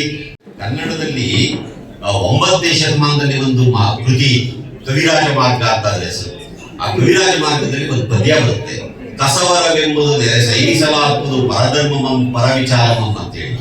ಯಾವುದನ್ನ ಬಾಬಾ ಸಾಹೇಬ್ ಅಂಬೇಡ್ಕರ್ ಇವತ್ತು ಸಂವಿಧಾನದ ಪೀಠಿಕೆಯಲ್ಲಿ ಬರೆದಿದ್ದಾರೋ, ಭಾರತೀಯ ಪ್ರಜೆಗಳಾದ ನಾವು ಹೇಗಿರ್ಬೇಕು ಅಂತ ಹೇಳ್ತಾರಲ್ಲ ಬಾಬಾ ಸಾಹೇಬರು, ಆ ಪೀಠಿಕೆಯಲ್ಲಿರುವಂತ ಸಂಗತಿಗಳನ್ನ ಕನ್ನಡ ಸಾಹಿತ್ಯ 1100 ವರ್ಷಗಳಿಂದ ಹೇಳ್ಕೊಂಡು ಬಂದಿದೆ. ಕನ್ನಡದ ಮೊದಲನೇ ಶಾಸ್ತ್ರ ಗ್ರಂಥದೊಳಗಡೆ ಇದೆಯಲ್ಲ ಕವಿರಾಜ ಮಾರ್ಗದಲ್ಲಿ ಕಸವರವೆಂಬುದು. ಕಸವರ ಅಂದ್ರೆ ಕನ್ನಡಿಗರಿಗೆ ಕನ್ನಡ ಅರ್ಥ ಆಗಲ್ಲ. ಕಸವರ ಅಂದ್ರೆ ಬಂಗಾರ ಅಂದ್ರೆ ಏನು? ಉಂಗುರ ಮಾಡಿಸ್ಕೊಳ್ಳೋದು, ಸರ ಮಾಡಿಸ್ಕೊಳ್ಳೋದು ಬಂಗಾರ ಅಲ್ಲ. ಅದು ಬೆಲೆ ಬಾಳುವ ಲೋಹ. ಬಂಗಾರ ಅನ್ನೋದು ಒಂದು ಮೈಂಡ್ ಸೆಟ್, ಒಂದು ಮನಸ್ಥಿತಿ. ಕಸವರವೆಂಬುದು ಬಂಗಾರವೆಂದರೆ ನೆರೆ ಸೈರಿಸಲಾಗುವುದು. ಅಪ್ಪ ನಿನ್ನ ಅಕ್ಕಪಕ್ಕದಲ್ಲಿದ್ದಾರಲ್ಲ, ಅವ್ರನ್ನ ಟಾಲರೆನ್ಸ್ ಮಾಡ್ಕೊಳ್ಳೋದಿದೆಯಲ್ಲ, ಸೈರಣೆ ಮಾಡ್ಕೊಳ್ಳೋದಿದೆಯಲ್ಲ, ಅದು ಕಣಪ್ಪ ಬಂಗಾರ. ಕಸವರವೆಂಬುದು ನೆರೆ ಸೈರಿಸಲಾಗುವುದು. ಚೆನ್ನಾಗಿದೆ ನೋಡಿ, ಸೈರಣೆ ಮಾಡಿಕೊಳ್ಳುವುದು. ಆಮೇಲೆ ಯಾವುದನ್ನ ಸೇರಣೆ ಮಾಡ್ಕೊಂಡ್ಬಂದು ನೆರೆ ಸೈರಿಸಲಾಗುವುದು ಪರಧರ್ಮ, ಬೇರೆಯವರ ಜಾತಿ ಮತ ಧರ್ಮಗಳನ್ನು ಗೌರವಿಸತಕ್ಕದ್ದು. ಯಾವತ್ತಿಗೂ ನಮ್ದೇ ಧರ್ಮ ಶ್ರೇಷ್ಠ, ನಮ್ ದೇವ್ರು ದೊಡ್ಡವರು, ನನ್ ಜಾತಿ ದೊಡ್ಡದು ಅಂತ ನಾವು ಮಾತಾಡಬಾರ್ದು ಕನ್ನಡಿಗರು. ಆಮೇಲೆ ಪರ ವಿಚಾರ, ಬೇರೆಯವರ ಅಭಿಪ್ರಾಯಗಳನ್ನ ಗೌರವಿಸತಕ್ಕದ್ದು. ಬಾಬಾ ಸಾಹೇಬ್ರ ತಾಳೆ ಹೇಳಿದ್ರು ಸಂವಿಧಾನದಲ್ಲಿ, ಬೇರೆಯವರ ಅಭಿಪ್ರಾಯಗಳಿಗೆ ಗೌರವ ಕೊಡತಕ್ಕದ್ದು. ಈ ತರದ ಒಂದು ಸಂಗತಿಗಳು ಬಹಳ ಚೆನ್ನಾಗಿದೆ. ಅದರಲ್ಲೂ 12ನೇ ಶತಮಾನದ ಶಿವಶರಣರು ಇದಾರಲ್ಲ, ಅವರು ಎಂಥ ಸೌಭಾಗ್ಯ ನಮ್ದು ಕನ್ನಡಿಗರದು ಅಂತಂದ್ರೆ, ಅಂಥ ಪುಣ್ಯಾತ್ಮರು ಹುಟ್ಟಿದ ನಾಡಿನಲ್ಲಿ ನಾವು ಹುಟ್ಟಿದೀವಿ. ಇದನ್ನ ನಿತ್ಯ ನೀವು ಒಂದಲ್ಲ ಒಂದು ರೀತಿಯಲ್ಲಿ ನೆನಪು ಮಾಡ್ಕೋಬೇಕು. ನಮ್ಮ ಕಾಲದ ಕುವೆಂಪು ಬಹಳ ಅದ್ಭುತವಾದ ಲೇಖಕ. ಅವರ 2 ಕಾದಂಬರಿ ಓದಿ ಸಾಕು, ನಿಮ್ಗೆ ಮೈ ಮರೆತು ಬಿಡ್ತೀರಿ. ಒಂದ್ 3-4 ದಿವಸ ಬೇಕಂತ ನೋಡಕ್ಕೆ. ನೀವು ಅದು ಹೋಗ್ಬೇಕಾದ್ರೆ ನಿಮ್ ಊಟ ಸೇರ್ತೋ ಇಲ್ವೋ ಗೊತ್ತಾಗಲ್ಲ, ಬಾಗ್ಲ ಹಾಕಿದ್ದೀರೋ ಮನೆಗೋ ಇಲ್ವೋ ಗೊತ್ತಿಲ್ಲ, ಯಾರು ಬಂದ್ರು ಗೊತ್ತಾಗಲ್ಲ. ಅಷ್ಟರ ಮಟ್ಟಿಗೆ ಅದು ನಿಮ್ಮನ್ನ ಆಕರ್ಷಿಸಿ ಹಿಡಿದಿಡುತ್ತೆ. ಅವ್ರ ಮಗ ಪೂರ್ಣಚಂದ್ರ ತೇಜಸ್ವಿ ಅವರು ಕರ್ವಾಲ ಓದಿ ಸಾಕು, ನೀವು ಚಿದಂಬರ ರಹಸ್ಯ ಓದಿ. ಎಷ್ಟು ಚೆನ್ನಾಗಿ ವಿಜ್ಞಾನವನ್ನ ಬರೀತಾರೆ. ಏರೋಪ್ಲೇನ್ ಚಿಟ್ಟೆ ಮತ್ತು ಇತರ ಕಥೆಗಳು ಅಂತ ವಿಜ್ಞಾನವನ್ನ, ಈ ಚಿಟ್ಟೆಗಳು ಹೇಗೆ ಇದಾಗ್ತವೆ ಅನ್ನುವಂಥದ್ರ ಬಗ್ಗೆ ಬರೀತಾರೆ. ತುಂಬಾ ಸರಳವಾಗಿ ಅರ್ಥ ಆಗುತ್ತೆ ಮತ್ತು ಒಂದು ಕುತೂಹಲವನ್ನ ನಮಗೆ ಸೃಷ್ಟಿ ಮಾಡುತ್ತೆ. ಕನ್ನಡ ಅತ್ಯಂತ ಶಕ್ತಿಶಾಲಿ ಭಾಷೆ ಮತ್ತು ಅತ್ಯಂತ ವಿಸ್ತಾರವಾದ ಭಾಷೆ. ಈ ಭಾಷೆಗೆ ಏನಾದ್ರೂ ತೊಂದರೆ ಆಗುತ್ತೆ ಅಂದ್ರೆ ಬೇರೆಯವರಿಂದ ಅಲ್ಲ, ಹೊರಗಡೆಯಿಂದ ಬರೋದ್ರಿಂದ ತೊಂದರೆ ಆಗಲ್ಲ. ತೊಂದರೆ ಆದ್ರೆ ಯಾರಿಂದ? ಕನ್ನಡಿಗರಾದ ನಮ್ಮಿಂದಲೇ ತೊಂದರೆ ಆಗುತ್ತೆ. ನಾವು ನಮ್ಮ ಮಕ್ಕಳಿಗೆ ಕನ್ನಡ ಶಿಕ್ಷಣ ಕಲಿಸಲ್ಲ, ಅಯ್ಯೋ ಕನ್ನಡ ಕಲಿತ್ರೆ ಊಟ ಸಿಕ್ಕಲ್ಲ, ಅದು ಅನ್ನದ ಭಾಷೆ ಅಲ್ಲ ಅಂತೀವಿ. ಆಮೇಲೆ ಗೌರವ, ನಾವು ಇಂಗ್ಲಿಷ್ ಕಲಿತ್ರೆ ಮಾತ್ರ ದೊಡ್ಡವರು ಅಂತ ಅನ್ಕೊಂಡಿದೀವಿ. ಇವೆಲ್ಲ ತಪ್ಪಾಗುತ್ತೆ. ನಾವು ಕನ್ನಡವನ್ನು ಮಕ್ಕಳಿಗೆ ಕಲಿಸೋದ್ರ ಮೂಲಕ, ಶಿಕ್ಷಣದ ಮೂಲಕ, ಆಮೇಲೆ ಇಂಗ್ಲಿಷ್ನು ಅಷ್ಟೇ ಚೆನ್ನಾಗಿ ಕಲಿಸ್ಬೇಕಂತ ಹೇಳಿ ಇಂಗ್ಲಿಷ್ ಕಲಿಸ್ಬೇಡಿ ಅಂತ ಹೇಳಲ್ಲ ನಾನು, ಇಂಗ್ಲಿಷ್ನು ಅಷ್ಟೇ ಚೆನ್ನಾಗಿ ಕಲಿಸಿ. ನೀವು ಕೇಳಬಹುದು, ಏನ್ ಸ್ವಾಮಿ ಹಿಂಗೆಲ್ಲ ಮಾತಾಡ್ತಿರಲ್ಲ, ನಿಮ್ಮ ಮಗ ಎಲ್ಲೋ ಹೋದ ಅಂತ. ನಾನು ನನ್ನ ಮಗನ ನಾಗರಬಾವಿ ಸರ್ಕಾರಿ ಶಾಲೆಯಲ್ಲಿ ಓದಿಸಿದೆ. ಇವತ್ತು ಅವನು ಬಹಳ ದೊಡ್ಡ ಅಡ್ವೊಕೇಟ್, ಸೂರ್ಯ ಮುಕುಂದರಾಜ್. ಎಲ್ಲರೂ ನೋಡಿರ್ತೀರಿ, ಗಮನಿಸಿರ್ತೀರಿ, ಸೂರ್ಯ ಮುಕುಂದರಾಜ್. ಆಯ್ತು, ನಿಮ್ ಮಗನು ಯಾವ 20 ವರ್ಷದಿಂದ ಓದಿದ್ದ ಸ್ವಾಮಿ, ಈಗ ನಿಮ್ಮ ಮೊಮ್ಮಗ ಎಲ್ಲೋಗ್ತಾನೆ ಅಂತ ಕೇಳಿದ್ರೆ, ಈಗ ನನ್ನ ಮೊಮ್ಮಗ ಅದೇ ಸೂರ್ಯನ ಮಗ ಆದ್ಯತ್ ಅಂತ, ಅವನು ಅದೇ ನಾಗರಬಾವಿ ಸರ್ಕಾರಿ ಶಾಲೆಯಲ್ಲಿ ಕನ್ನಡ ಮಾಧ್ಯಮದಲ್ಲಿ 7ನೇ ಕ್ಲಾಸ್ ಓದ್ತಾನೆ. ಇದು ಬಹಳ ಮುಖ್ಯವಾದ. ಈಗ ಅಲ್ಲದೆ ಇದ್ರೆ ನಾವು ಕನ್ನಡಿಗರು ಕನ್ನಡವನ್ನು ಬದುಕಿಸೋದಕ್ಕೆ ಸಾಧ್ಯ ಆಗಲ್ಲ. ಬೇರೆಯವರೆಲ್ಲ ಇದನ್ನ ಬದುಕಿಸ್ಬೇಕಾಗಿರೋರು ನಾವೇ. ಒಂದು ATM ಹೋದ್ರೆ ಆಪ್ಷನ್ ಇರುತ್ತೆ, ಅಲ್ಲಿ ಇಂಗ್ಲಿಷ್ ಬೇಕೋ, ಕನ್ನಡ ಬೇಕೋ, ಹಿಂದಿ ಬೇಕೋ. ನಾವು ಪ್ರಕಾರ ಅಂತ ಇಂಗ್ಲಿಷ್ ಬರ್ತೀವಿ. ಯಾವತ್ತಾದ್ರು ಎಷ್ಟು ಕಷ್ಟಪಟ್ಟ ಕಂಪ್ನಿಯವರು ಕನ್ನಡ ಸಾಫ್ಟ್ವೇರ್ ಮಾಡಿರ್ತಾರೆ, ಅದನ್ನ ಬಳಸೋದೇ ಇಲ್ಲ. ಕಂಪ್ನಿಯವ್ರು ಏನ್ ಹೇಳ್ತಾರೆ ಗೊತ್ತಾ, ಅಯ್ಯೋ ಕನ್ನಡದವ್ರು ಯಾರು ಬಳಸೋದೇ ಇಲ್ಲ ಸ್ವಾಮಿ, ಅದಕ್ಕೆ ನಾವು ಕನ್ನಡನೇ ಮಾಡಲ್ಲ. ಕನ್ನಡಿಗರು ತಾನೇ ಬಳಸಬೇಕಾಗಿರುತ್ತೆ. ತಮಿಳ್ನವ್ರು ಬಳಸಿ ಅಂತ ಹೇಳಕ್ಕಾಗತ್ತಾ, ತೆಲುಗಿನವ್ರಿಗೆ ಹೇಳಕ್ಕಾಗತ್ತೆ, ಬೇರೆ ಭಾಷೆಯವ್ರಿಗೆ ಹೇಳಕ್ಕಾಗತ್ತೆ. ಅದನ್ನ ನಾವು ಕನ್ನಡಿಗರು ಈ ತರ ಸಣ್ಣ ಪುಟ್ಟ ಸಂಗತಿಗಳಲ್ಲಿ ಮನಸ್ಸು ಮಾಡಿ ಗಟ್ಟಿಯಾಗಿ ಕನ್ನಡವನ್ನ ಬಳಸಬೇಕು. ಮತ್ತು ಇತರರಿಗೂ ಕನ್ನಡವನ್ನ ಇತರರ ಜೊತೆ ಜಗಳ ಕಾಯಿರಲ್ಲ, ಕನ್ನಡ ಮಾತಾಡುವಂತ ಜಗಳ ಕಾಯಿರಲ್ಲ. ಕಲಿಸಿ ಸ್ವಾಮಿ ಅವರಿಗೆ ಮಾತಾಡ್ತಾರೆ. ಬೇಕಾದಷ್ಟು ಜನ ಆತರ ಕನ್ನಡಕ್ಕೆ ವಿದೇಶಿಯರು ಕೊಟ್ಟರು ಕೊಡುಗೆ ಅಪಾರವಾದ್ದು, ಬೇರೆ ಭಾಷೆಯವರು ಕೊಟ್ಟರು ಅಪಾರವಾದ ಕೊಡುಗೆ. ನೋಡಿ, ಬೇಂದ್ರೆ ಮರಾಠಿ, ಗುಂಡಪ್ಪ ತಮಿಳು, ಮಾಸ್ತಿ ತಮಿಳು, ನಿಸಾರ್ ಅಹಮದ್ ಉರ್ದು, ಭಾನುಮಸ್ತಾಕ್ ಇಲ್ಲಿದ್ದಾರೆ, ಮೀಟಿಂಗ್ ಅಲ್ಲಿ ಇದ್ದಾರೆ, ಮಾತಾಡ್ತಾ ಇದ್ದಾರೆ ಅವರು. ನಾನೀಗ ಅಲ್ಲಿ ಹೋಗ್ತಾ ಇದ್ದೀನಿ. ಭಾನುಮಸ್ತಾಕ್ ಉರ್ದು, ಆದ್ರೆ ಅವ್ರು ಕನ್ನಡ ಇದೆಯಲ್ಲ ನೋಡಿ, ಕನ್ನಡಕ್ಕೆ ಕೀರ್ತಿ ತಂದವರು ಭಾನುಮಸ್ತಾಕ್. ಬುಕಾರ್ ಪ್ರಶಸ್ತಿ, ಕನ್ನಡಕ್ಕೆ ಮೊದಲನೇ ಬುಕಾರ್ ಪ್ರಶಸ್ತಿಯನ್ನು ತಂದು ಕೊಟ್ಟರು. ಅವರು ಮುಸಲ್ಮಾನರು ಅಂತ ನಾವು ಅಗೌರವಿಸೋದು ಅಥವಾ ಕನ್ನಡಿಗರು ಅಂತ ಗೌರವಿಸೋದು, ಇದನ್ನು ನಾವು ಯೋಚನೆ ಮಾಡಬೇಕಾಗಿದೆ. ಈ ಎಲ್ಲ ಕಾರಣಗಳಿಂದ ಕನ್ನಡವನ್ನ ಪ್ರೀತಿಸುವ ಬಹಳ ಔದಾರ್ಯವನ್ನ ಕನ್ನಡಿಗರಾದ ನಾವೇ ಮರೆತು ಅಂತಂದ್ರೆ, ಮೈ ಮರೆತು ಅಂದ್ರೆ ಕನ್ನಡಿಗೆ ಅಪಾಯ ಕಾದಿದ್ದ ಗುಟ್ಟಿ. ಸೊ ಹಾಗಾಗಿ ಅದನ್ನ ಗೌರವಿಸುವ, ಬೆಳೆಸುವ, ಪ್ರೀತಿಸುವ ಕೆಲಸವನ್ನ ಕನ್ನಡಿಗರಾದ ನಾವೆಲ್ಲ ಮಾಡಬೇಕು. ನಾನು ತುರ್ತಾಗಿ ಆ ಸಭೆಗೆ ಹೋಗ್ಬೇಕಾಗಿರೋದು, ದಯವಿಟ್ಟು ಕ್ಷಮಿಸಿ. ಇನ್ನೊಂದು ದಿವಸ ಯಾವತ್ತಾದ್ರೂ ನೀವು ಬಿಡುವಾದಾಗ ಕೂತ್ಕೊಳ್ಳಿ, 4 ಜನ ಕೂತ್ಕೊಳ್ಳಿ, ಪರವಾಗಿಲ್ಲ. ನಿಮಗೆ ಪಂಪನ ಆದಿಪುರಾಣ ಸಂಪೂರ್ಣ ಹೇಳ್ತೀನಿ, ವಿಕ್ರಮಾರ್ಜುನ ಹೇಳ್ತೀನಿ, ರನ್ನನ ಗದಾಯುಧ ಹೇಳ್ತೀನಿ, ಬಸವಣ್ಣನವ್ರ ವಚನಗಳು ಹೇಳ್ತೀನಿ, ಅಕ್ಮಾದಿಯವ್ರದ್ದು ಹೇಳ್ತೀನಿ, ಕುಮಾರವ್ಯಾಸ ಭಾರತ ಎಲ್ಲ ಹೇಳ್ತೀನಿ. ಇದೆಲ್ಲ ಕನ್ನಡದಲ್ಲಿ ಅತ್ಯಂತ ಚೆನ್ನಾಗಿದೆ. ಕನ್ನಡಿಗರಾದ ನೀವು ಅದನ್ನೆಲ್ಲ ಕೇಳಿದ್ರೆ ಸಂತೋಷ ಪಡ್ತೀರಿ. ಹಾಗಾಗಿ ಕನ್ನಡ ಸಾಹಿತ್ಯ ನೀವು ಸಣ್ಣ ಪುಟ್ಟ ಓದೋದಕ್ಕೆ ಪ್ರಾರಂಭ ಮಾಡಿ. ನಿಮ್ಮೆಲ್ಲರಿಗೂ ಶುಭವಾಗಲಿಂದ ಹಾರೈಸಿ ನನ್ನ ಕರೆಸಿದ್ದಕ್ಕಾಗಿ ದೀಪಕ್ಕು, ಮೃದುಲಾ ಮೇಡಮ್, ಚಂದ್ರಶೇಖರ್ ಅವರು, ಶರತ್ತು, ಆಮೇಲೆ ಬೇರೆ ಅವರ ಶಾಂತಿ ಮೇಡಮ್, ಚಂದ್ರಾವತಿ ಅವರು, ಇವರೆಲ್ಲರೂ ಎಲ್ಲ ಪದಾಧಿಕಾರಿಗಳಿಗೆ ಕೃತಜ್ಞತೆ ಸಲ್ಲಿಸಿ ನಾನು ಹೊರಡ್ತಾ ಇದ್ದೀನಿ. ಎಲ್ಲರಿಗೂ ತಿಳಿಸಿದ ಸನ್ಮಾನ್ಯ ಶ್ರೀ ಡಾಕ್ಟರ್ LN ಮುಕುಂದರಾಜುರವರಿಗೆ ತಮ್ಮೆಲ್ಲರ ಪರವಾಗಿ ತುಂಬು ಹೃದಯದ ಧನ್ಯವಾದಗಳು.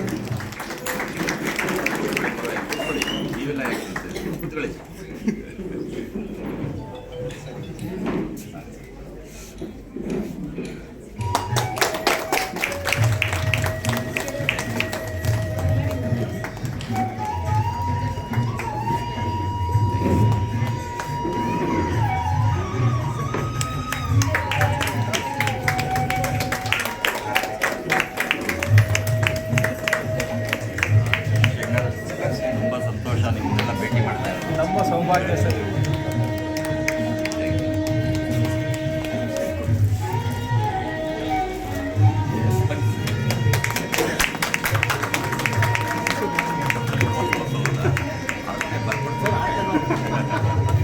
ಇವೆಲ್ಲ ಇಟ್ಕೊಳ್ಳೋಕೆ ಜಾಗ ಸಿಗಲ್ಲ, ನಮ್ಮ ಮನೇಲಿ ಜಾಗವೇ ಇಲ್ಲ. Thank you. ಅವರು ಮಾತಾಡಿರುವ ರೀತಿಯಲ್ಲೇ ನಿಮಗೆ ಗೊತ್ತಾಗಿರಬೇಕು ಅವರ ಜ್ಞಾನ, ವಾಕ್ಚಾತುರ್ಯ ಹಾಗೂ ಕರ್ನಾಟಕ ಇತಿಹಾಸದ ಬಗ್ಗೆ ಅವರಿಗೆ ಎಷ್ಟೆಲ್ಲ ಜ್ಞಾನ ಇದೆ, ನಮ್ಮ ಕರ್ನಾಟಕ ಎಷ್ಟು ಹೆಮ್ಮೆ ಪಡುವಂತ ವಿಷಯಗಳಿದ್ದಾವೆ ಅಂತ ತಿಳಿಸಿಕೊಟ್ಟಿದ್ದಾರೆ. ಕನ್ನಡ ಸಾಹಿತ್ಯ ಅಕಾಡೆಮಿಯ ಅಧ್ಯಕ್ಷರಾಗಿರುವ ಡಾಕ್ಟರ್ LN ಮುಕುಂದರಾಜ್ ಅವರ ಹೆಸರು ಹೇಳಿದೊಡನೆ ಮನಸ್ಸಿಗೆ ಬರುವುದು ಕನ್ನಡ ಸಾಹಿತ್ಯದ ಜನರ ಕೈಗೂ ಮನಗೂ ತಲುಪಿಸಿದ ಒಬ್ಬ ಹತ್ತಿರದ ಬರಹಗಾರ, ಸಂಶೋಧಕ ಮತ್ತು ಜನಪ್ರಿಯ ಚಿಂತಕ. ಶ್ರೀಯುತರು ಹುಟ್ಟಿರುವ ಊರು ತುಮಕೂರು ಜಿಲ್ಲೆಯ ಲಕ್ಕೇನಹಳ್ಳಿ. ತುರುವೇಕೆರೆ ಹಾಗೂ ತುಮಕೂರಿನಲ್ಲಿ ವಿದ್ಯಾಭ್ಯಾಸ ಮಾಡಿದರು. 1984ರಲ್ಲಿ ಬೆಂಗಳೂರಿನ ವಿಶ್ವವಿದ್ಯಾಲಯ ತೌಲನಿಕ ಸಾಹಿತ್ಯದಲ್ಲಿ ಸ್ನಾತಕೋತ್ತರ ಪದವಿ ಮಾಡಿದರು. ನಂತರ ರಾಜ್ಯದ ವಿವಿಧ ಪದವಿ ಪೂರ್ವ ಕಾಲೇಜುಗಳು ಕನ್ನಡ ಉಪನ್ಯಾಸಕರಾಗಿ, ಪ್ರಾಂಶುಪಾಲರಾಗಿ ಸೇವೆ ಸಲ್ಲಿಸಿ ನಿವೃತ್ತರಾಗಿದ್ದಾರೆ. ಸರಳ ಜೀವನ, ಗಟ್ಟಿಯಾದ ಮನಸ್ಸು, ಸ್ಪಷ್ಟವಾದ ಕನ್ನಡ ಪ್ರೇಮ ಇವೆಲ್ಲವನ್ನು ಒಟ್ಟಿಗೂಡಿಸಿಕೊಂಡಿರುವ ವ್ಯಕ್ತಿ ಡಾಕ್ಟರ್ ಮುಕುಂದರಾವ್. ಕರ್ನಾಟಕ ಎಂಬುದೇನು ಹೆಸರೇ ಬರೀ ಮಣ್ಣಿಗೆ ಮಂತ್ರ ಕಣ, ಶಕ್ತಿ ಕಣ, ದೇವಿ ಕಣ, ತಾಯಿ ಕಣ, ಬೆಂಕಿ ಕಣ, ಸಿಡಿಲು ಕಣ ಅಂತ ಅಂದ್ರೆ ಕರ್ನಾಟಕ ಅನ್ನೋದೇ ಒಂದು ಮಂತ್ರ, ಕನ್ನಡ ಅನ್ನೋದೇ ಒಂದು ಮಂತ್ರ. ಅದು ಅಷ್ಟು ಶಕ್ತಿ ಇದೆ. ಅದರಲ್ಲಿ ದೇವಿಯ ಒಂದು ಆರಾಧನೆನೂ ತುಂಬಾ ಜನರು ಅವರ ಸಾಕ್ಷಾತ್ಕಾರ ಮಾಡ್ಕೊಂಡವರು ಇಲ್ಲೇ ಇದ್ದಾರೆ. ನಮ್ಮ ಶಂಕರಾಚಾರ್ಯರಿರ್ಬೋದು, ಹಾಗೆ ಮಧ್ವಾಚಾರ್ಯರಿರ್ಬೋದು. ಹೀಗೆ ಕನ್ನಡ ಅಷ್ಟು ಚೆನ್ನಾಗಿ ನಮ್ಮ ರಾಷ್ಟ್ರಕವಿ ಕುವೆಂಪು ಅವರು ತುಂಬಾ ಚೆನ್ನಾಗಿ ಹೇಳಿದ್ದಾರೆ ಕರ್ನಾಟಕದ ಬಗ್ಗೆ, ಕನ್ನಡದ ಬಗ್ಗೆ. ಹಾಗೆ ಅದು ಹೇಳ್ತಾರೆ, ಕಾವ ಕೊಲ್ಲುವ ಒಲವ ಚಲವ ಪಡೆದ ಛಲದ ಚಂಡಿಕಣ ಅಂತ. ಇಷ್ಟು ಚೆನ್ನಾಗಿ ಕನ್ನಡದ ಬಗ್ಗೆ ಅವರು ತಮ್ಮ ಕವನದಲ್ಲಿ ಹೇಳಿದ್ದಾರೆ. ಹಾಗೆ ಕನ್ನಡ ಭಾಷೆ ಎಲ್ಲರಿಗೂ ಗೊತ್ತಿರೋ ಹಾಗೆ ಪ್ರಾಚೀನ ಭಾಷೆ ಇದು. ಇದು ಶ್ರೀಮಂತ ಪರಂಪರೆಯ ಪ್ರಾಚೀನ ಭಾಷೆ ಅಂತ ಹೇಳಲಿಕ್ಕೆ ಇಷ್ಟಪಡ್ತೀನಿ. ಕನ್ನಡ 2000ದಿಂದ 2500 ವರ್ಷದ ಇತಿಹಾಸ ಇದೆ. ಕ್ರಿಸ್ತಶಕ 450ರಲ್ಲಿ ಹಲ್ಮಿಡಿ ಶಾಸನದಲ್ಲಿ ಅದು ಮೊದಲೇ ಆರಂಭ ಆಗಿತ್ತು ಅಂತಾರೆ. ಆದರೆ ತಾಳಗುಂದೆ ಶಾಸನದಲ್ಲೂ ಅದು ಕಂಡು ಬಂದಿದೆ. ಸರ್ ತುಂಬಾ ಚೆನ್ನಾಗಿ ಹೇಳಿದ್ರು, ಡಾಕ್ಟರ್ ಮುಕುಂದ್ ಸರ್ ಅವರು ಕನ್ನಡದ ಬಗ್ಗೆ. ಹಾಗೇನೆ ಇದು ಕನ್ನಡಕ್ಕೆ ಇವಾಗ ಇತ್ತೀಚೆಗೆ ಜಗತ್ತಿನ ಲಿಪಿಗಳ ರಾಣಿ ಅಂತ ಕರಿತೀವಿ. ಅಂದ್ರೆ ಅಕ್ಷರಕ್ಕೆ ಲಿಪಿಗಳ ರಾಣಿ ಅಂತ ಕನ್ನಡಕ್ಕೆ ಕರಿತೀವಿ. ಇದನ್ನ ನಮ್ಮ ಆಚಾರ್ಯರಾದ ವಿನೋಬಾ ಭಾವೆ ಅವರು ಉಲ್ಲೇಖನ ಮಾಡಿದ್ರು. ಹಾಗೆ ಕನ್ನಡಕ್ಕೆ ಭಾರತೀಯ ಶಾಸ್ತ್ರೀಯ ಭಾಷೆಗಳ ಅಂತ ಅಂದ್ರೆ ಇಂಡಿಯನ್ ಕ್ಲಾಸಿಕಲ್ ಲ್ಯಾಂಗ್ವೇಜಸ್ ಅಲ್ಲಿ ಕನ್ನಡಕ್ಕೆ 3ನೇ ಸ್ಥಾನ ದೊರಕಿದೆ. ಮೊದಲನೆಯದು ತಮಿಳು, 2ನೇದು ಸಂಸ್ಕೃತ, ನಾವು 3ನೇ ಸ್ಥಾನದಲ್ಲಿದ್ದೀವಿ. ಬಹಳ ಹೆಮ್ಮೆ ಆಗುತ್ತೆ. ಅದನ್ನ ನಾವು ಹಾಗೇನೆ ಕನ್ನಡನ ನಮ್ಮ ಮನೆಗಳಲ್ಲಿ, ನನಗೆ ಏನನ್ಸುತ್ತೆ ಅಂದ್ರೆ, ಹೇಗೆ ನಾವು ನವೆಂಬರ್ 1ನ ಅದೊಂದೇ ದಿವಸ ಕನ್ನಡ ಆಚರಿಸೋದು ಬೇಡ. ಪ್ರತಿ ವರ್ಷ ನಾವು ಸಂಬಳ ತಗೋತೀವಿ, ಪ್ರತಿ ತಿಂಗಳ ಮೊದಲನೇ ದಿವಸ ಸಂಬಳ ತಗೋತೀವಲ್ವಾ, ಅವಾಗಾದ್ರೂ ನಮ್ಮ ಮನೆಯಲ್ಲಿ ನಮ್ಮ ಮಕ್ಕಳ ಜೊತೆ ಕೂತ್ಕೊಂಡು, ನಮ್ಮ ಕುಟುಂಬದವ್ರ ಜೊತೆ ಕೂತ್ಕೊಂಡು ಒಂದು ಕನ್ನಡನ ಸಣ್ಣ ಲೇಖನ ಇರ್ಬೋದು, ಯಾರು ಬರ್ದಿರೋ ಅಷ್ಟು ಕವಿಗಳು ಬರೆದಿರೋದನ್ನ ನಾವು ಓದಿದ್ರೆ ಎಷ್ಟು ಚೆನ್ನಾಗಿರುತ್ತಲ್ವಾ, ಅನ್ಸುತ್ತಲ್ವ ಎಲ್ಲರೂ ಮುಗಿಗೆ. ಆದ್ರೆ ನನಗಿರೋದು ಆ ಥರ ಅನ್ಸಿದ್ದನ್ನ ನಾನು ನಿಮ್ಗೆ ಹೇಳ್ತಾ ಇದ್ದೀನಿ. ಆಮೇಲೆ ಕನ್ನಡ ಸೈಂಟಿಫಿಕ್ ಲ್ಯಾಂಗ್ವೇಜ್ ಕೂಡ. ಸೈಂಟಿಫಿಕ್ ಲ್ಯಾಂಗ್ವೇಜ್ ಅಂತಂದ್ರೆ ಭಾಷೆಗಳಲ್ಲಿ 2 ತರ ಇದೆ, ಫಿನಾಟಿಕ್ ಮತ್ತೆ ನಾನ್ ಫಿನಾಟಿಕ್ ಅಂತ. ಫಿನಾಟಿಕ್ ಲ್ಯಾಂಗ್ವೇಜ್ ಅಂದ್ರೆ ಏನಪ್ಪಾ ಅಂದ್ರೆ, ನಾವು ಏನಂತ ಹೇಳ್ತೀವಲ್ಲ ಅದನ್ನ ಬರೀತೀವಿ. ಆದ್ರೆ ಆಂಗ್ಲ ಭಾಷೆ ಆಗಲ್ಲ. ನಾವು CUP ಕಟ್ ಅಂತೀವಿ, PP ಪುಟ್ ಅಂತೀವಿ, ಅದು ಆ ತರ. ಆದ್ರೆ ಕನ್ನಡ ಫಿನಾಟಿಕ್ ಲ್ಯಾಂಗ್ವೇಜ್. ಮತ್ತೆ ಕನ್ನಡನ ಇತ್ತೀಚೆಗೆ 2003ರಲ್ಲಿ ವಿಕಿಪೀಡಿಯಾದಲ್ಲಿ ಸೇರಿಸಲಾಗಿದೆ. 2025ರಲ್ಲಿ ಅದರಲ್ಲಿ 30,000 ಲೇಖನಗಳಿದೆ. ಎಷ್ಟು ಹೆಮ್ಮೆ ಅನ್ಸುತ್ತಲ್ವಾ. ನಾವು ಯಾವಾಗಾದ್ರೂ ಒಂದ್ಸರಿ ವಿಕಿಪೀಡಿಯಾ ತೆಗೆದು ನೋಡಿದೀವ? ದಯವಿಟ್ಟು ನಿಮ್ಗೆ ಟೈಮ್ ಆದ್ರೆ ಯಾವಾಗಲೂ ವಿಕಿಪೀಡಿಯಾ ತೆಗೆದು ನೋಡಿ, ಕನ್ನಡದ ಬಗ್ಗೆ ಲೇಖನಗಳು ಇಷ್ಟು ಚೆನ್ನಾಗಿದೆ ಅಂತ. ಕನ್ನಡದ ಬಗ್ಗೆ ಮಾತಾಡ್ಬೇಕಂತ ಕನ್ನಡಿಗರ ಬಗ್ಗೆನೂ ಮಾತಾಡ್ಬೇಕಲ್ವಾ. ಕನ್ನಡಿಗರು ಏನಂತಂದ್ರೆ ಅವ್ರ ವಿಚಾರಧಾರೆ ಇರ್ಬೋದು, ಅವರ ವ್ಯಕ್ತಿತ್ವ ಇರ್ಬೋದು, ಅದನ್ನ ನಮ್ಮ ಕವಿರಾಜ ಮಾರ್ಗ ಬರೆದಿರೋರು ಅಮೋಘ ವರ್ಷ, ಮೊದಲನೇ ಅಮೋಘ ವರ್ಷ. ಅವರು ರಾಷ್ಟ್ರಕೂಟರ ಮೊದಲನೇ ಅಮೋಘ ವರ್ಷ 850ನೇ CEಯಲ್ಲಿ ಕನ್ನಡಿಗರ ಬಗ್ಗೆ ಬರೀತಾರೆ. ಏನಂತ ಹೇಳ್ತಾರೆ ಅಂದ್ರೆ, ಸುಭಟರ್ಗಳ್, ಸುಪ್ರಭುಗಳ್, ಕವಿಗಳ್, ಗುಣಿಗಳ್, ಅಭಿಮಾನಿಗಳ್, ಹಾಗೆ ಅತ್ಯುಗ್ರರುಗಳ್ ಮತ್ತೆ ವಿವೇಕಿಗಳಂತ. ಅಂದ್ರೆ ಸುಭಟರ್ಗಳಂತಂದ್ರೆ ಅಷ್ಟೇ ಅದ್ಭುತವಾದ ಸೋಲ್ಜರ್ಸ್ ತಯಾರಿಸತಕ್ಕಂಥ ಶಕ್ತಿ ಎಲ್ಲ ನಮ್ಮ ಕನ್ನಡಿಗರಲ್ಲಿದೆ. ಮೊದಲನೆಯ ಇಂಡಿಯನ್ ಜನರಲ್ ಆರ್ಮಿ ನಮ್ಮ ಸರ್ ಹೇಳಿದಾಗೆ KM ಕಾರ್ಯಪ್ಪನವರು ಉತ್ತಮವಾದ ಅವರ ಕೆಲಸ ಕಾರ್ಯಗಳನ್ನು ಮಾಡಿದ್ರು. ಹಾಗೆ ಸುಪ್ರಭುಗಳು ಅಂದ್ರೆ ರಾಜರು ಒಬ್ಬರಾದ್ಮೇಲೆ ಹೇಳಿದ್ರು. ಕದಂಬರಿರ್ಬೋದು, ಹೊಯ್ಸಳರಿರ್ಬೋದು, ಮೈಸೂರು ರಾಜ್ಯದ ರಾಜರುಗಳಿರ್ಬೋದು, ವಿಜಯನಗರ ಸಾಮ್ರಾಜ್ಯದ ಕೃಷ್ಣದೇವರಾಜರಿರ್ಬೋದು, ಹೀಗೆ ಸುಪ್ರಭುಗಳು ಕೂಡ ನಾವೆಲ್ಲ ಚಲುವರ್ಗಳು. ಅಂದ್ರೆ ನಾವು ಅಷ್ಟು ಚಲುವಿಕೆಯನ್ನು ಹೊಂದಿರ್ತೇವಂತೆ. We are all beautiful and handsome. I do agree that. ಅದಲ್ದೇನೆ ವಿವೇಕಿಗಳು ಕೂಡ. ವಿವೇಕಿಗಳು ಅಂತಂದ್ರೆ ವಿಸ್ಡಮ್ ತುಂಬಾ ಇದೀವಿ ನಾವು, ವಿಚಾರಧಾರೆಗಳು ಜಾಸ್ತಿ ಇರುತ್ತೆ ನಮ್ಮಲ್ಲಿ. ಈಗ 8 ಜ್ಞಾನಪೀಠ ಪ್ರಶಸ್ತಿಗಳು ತಗೊಂಡಿರೋರು ಇಡೀ ಭಾರತದಲ್ಲಿ. ನಮ್ಮ ಕರ್ನಾಟಕದವರು 8 ಜ್ಞಾನಪೀಠ ಪ್ರಶಸ್ತಿಗಳನ್ನು ತಗೊಂಡಿರೋರು. ಕುವೆಂಪು ಅವರಿಂದ ಕಂಬಾರರ ತನಕ. ಅದಲ್ದೇನೆ ಭಾರತ ರತ್ನ ಪ್ರಶಸ್ತಿ ನಮ್ಮ ಕನ್ನಡಿಗರಾದ ಸರ್ ವಿಶ್ವೇಶ್ವರಯ್ಯ ತಗೊಂಡಿರೋದಿರ್ಬೋದು. ಹೀಗೆ ಎಲ್ಲಾ ತರಹ ವಿವೇಕಗಳನ್ನ, ವಿವೇಚನೆಗಳನ್ನ ನಮ್ಮ ಕನ್ನಡಿಗರಲ್ಲಿದೆ ಅಂತ ಹೇಳಲಿಕ್ಕೆ ನಾನು ತುಂಬಾ ಹೆಮ್ಮೆ ಪಡ್ತೇನೆ. ಹಾಗೆ ನಮ್ಮ ಬೆಂಗಳೂರು IT ಸೆಕ್ಟರ್ ಇರ್ಬೋದು, ನಾರಾಯಣಮೂರ್ತಿ ಇರ್ಬೋದು, ಸುಧಾಮೂರ್ತಿ ಇರ್ಬೋದು, ಅವ್ರು ಇಡೀ ಪ್ರಪಂಚಕ್ಕೆ ಒಂದು ಕೊಟ್ಟ ಕೊಡುಗೆಗಳಿರ್ಬೋದು. ಅಷ್ಟೇ ಅಲ್ಲದೆ ಕರ್ನಾಟಕದ ಬಗ್ಗೆ ಮಾತಾಡ್ಬೇಕಂತಂದ್ರೆ ಕರ್ನಾಟಕದ ಏಕೀಕರಣ ಆಗಿದ್ದು 1956. ಮೊದಲು ಅದು ಕರ್ನಾಟಕ ಭೂಪಟದಲ್ಲಿ ಹೇಗಿತ್ತು ಅಂತಂದ್ರೆ ಎಲ್ಲ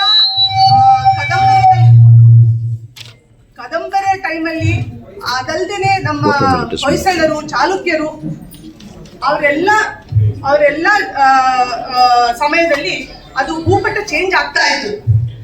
ಇತ್ತೀಚೆಗೆ 1956ರಲ್ಲಿ ಏಕೀಕರಣ ಮಾಡಿದ್ದು ನಮ್ಮ ಕನ್ನಡದ ಕುಲಪುರೋಹಿತ ಅನ್ಸ್ಕೊಂಡಿರುವ ಸರ್ ಆಲೂರು ವೆಂಕಟರಾವ್ ಅವರು. ಅವರು ತಮ್ಮ ಜೀವನವನ್ನೇ ಈ ಕನ್ನಡದ ಏಕೀಕರಣಕ್ಕೆ ಮುಡಿಪಾಗಿಟ್ರು. ಏನಾಗಿತ್ತು ಕನ್ನಡ ಅಂದ್ರೆ ಮುಂಬೈ ಕರ್ನಾಟಕ, ಹೈದರಾಬಾದ್ ಕರ್ನಾಟಕ, ಮೈಸೂರು ಕರ್ನಾಟಕ ಅಂತ 5ರಿಂದ 6 ವಿಂಗಡಣೆ ಆಗಿತ್ತು. ಅದೆಲ್ಲದನ್ನ ಸೇರಿಸಿದ್ದು ಸಾವಿರಾರು ಜನರು ಇದು ಏಕೀಕರಣಕ್ಕೆ ತುಂಬಾ ಕಷ್ಟಪಟ್ಟಿದ್ದಾರೆ. ನಾವು ಬರೀ ಕನ್ನಡ ಮಾತಾಡ್ಲಿಕ್ಕೆ ಕಷ್ಟಪಡ್ತೀವಿ, ಅಂದ್ರೆ ಹಿಂಜರಿತೀವಿ. ಆದ್ರೆ ಇದನ್ನ ಏಕೀಕರಣಕ್ಕೆ ಕಷ್ಟಪಟ್ಟಿರೋ ಜನ ತುಂಬಾ ಇದ್ದಾರೆ. ಅದನ್ನಾದ್ರೂ ನೆನೆಸ್ಕೊಂಡು ನಾವು ಕನ್ನಡದ ಬಗ್ಗೆ ಹೆಮ್ಮೆ ತಗೊಂಡು ಏನಾದ್ರೂ ಒಂದು ಬದಲಾಯಿಸ್ಬೇಕು. ಅಷ್ಟೇ ಅಲ್ಲದೆ ಇದನ್ನೆಲ್ಲ ಹೇಳುವಾಗ ನನಗೆ ಇನ್ನೊಂದೇನು ಹೇಳ್ತೇನೆ ಅಂತಂದ್ರೆ, ನಮ್ಮ ಕನ್ನಡ ಬರೀ ವಿದ್ಯೆಯಲ್ಲಿ ಅಷ್ಟೇ ಅಲ್ಲ, ರಾಜಕೀಯದಲ್ಲಿರ್ಬೋದು, ತಂತ್ರಜ್ಞಾನದಲ್ಲಿರ್ಬೋದು ತುಂಬಾ ಮೇಲುಗೈ ಇದ್ದೇವೆ ನಾವು. ಆಮೇಲೆ ನಮ್ಮ ಭೂ ವಿಸ್ತರಣ, ಕರ್ನಾಟಕದ ಭೂ ವಿಸ್ತರಣ 1,91,791 ಸ್ಕ್ವೇರ್ ಕಿಲೋಮೀಟರ್ ಅಂತ ಅನ್ಸುತ್ತೆ. ಅಷ್ಟೇ ಇದೆ, 791,000. ಅದ್ರದಲ್ಲಿ ನಾವಿರೋದು 7.5 ಕೋಟಿ ಜನ. ಅದ್ರಲ್ಲಿ ನಾವು 2011 ಪ್ರಕಾರ, ಅಂಕಿಅಂಶದ ಪ್ರಕಾರ 4.5 ಕೋಟಿ ಜನ ಮಾತ್ರ ಕನ್ನಡ ಮಾತಾಡ್ತೀವಿ. ಪ್ರಸ್ತುತವಾಗಿ 2022 ಪ್ರಕಾರ 5,60,00,000 ಅಷ್ಟು ಜನ ಕನ್ನಡ ಮಾತಾಡ್ತಾ ಇದ್ದೀವಿ. 7.5 ಕೋಟಿ ಇಷ್ಟು ಜನ ಮಾತಾಡ್ತಿದೀವಿ ಅಂತಾನೆ ಖುಷಿ ನನಗೆ. ಅದಲ್ಲದೇನೆ ನಾವು ಇದಕ್ಕಿಂತ ಜಾಸ್ತಿ ಕನ್ನಡ ಮಾತಾಡ್ಲಿಕ್ಕೆ ನಾವು ಪ್ರಯತ್ನ ಪಟ್ರೆ ತುಂಬಾ ಖುಷಿ ಆಗುತ್ತೆ. ಇನ್ನೊಂದು ವಿಚಾರ ಅಂತಂದ್ರೆ ನಾವ್ ಯಾರಿಗೂ ಕಡಿಮೆ ಇಲ್ಲ. ಯಾವುದೇ ವಿಚಾರದಲ್ಲಿರ್ಬೋದು. ನಮ್ಮ ಧ್ವಜ ತಗೊಳ್ಳೋಣ, ಭಾರತದ ಧ್ವಜ, ತ್ರಿವರ್ಣ ಧ್ವಜ. ಯಾರಿಗಾದ್ರೂ ಗೊತ್ತಾ ಅದು ಎಲ್ಲಿ ಉತ್ಪಾದನೆ ಆಗುತ್ತೆ ಅಂತ?